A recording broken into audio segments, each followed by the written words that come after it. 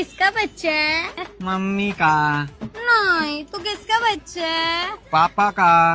ओ मेरे बच्चे, पहिले तू इकडे लक्ष दे. तुला जर तुझ्या नशिबामध्ये अशी बायको आणायची असेल तर सगळ्यात पहिले तुला पोलिसाची वर्दी आणावी लागेल आणि ती आणण्यासाठी तुझा भाऊ तुला मदत करेल. इकडे लक्ष दे. छत्रपती संभाजीनगर 2022-23 मध्ये हा प्रश्न विचारला होता. प्रश्न काय होता?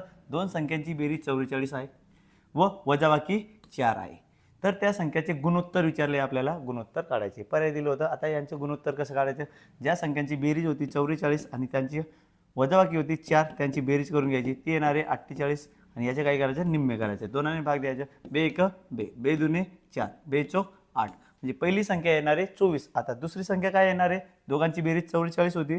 44 मधून काय करायचं? 24 वजा करून घ्यायचं. किती येणार आहे ते? 20. म्हणजे दुसरी संख्या येणार आहे 20. परंतु आपल्याला काय विचारले? गुणोत्तर. यांचं गुणोत्तर घ्यायचं. 24/20. कितीने भाग जातो? 4ने. 4 सक 24, 4 पंचे 20.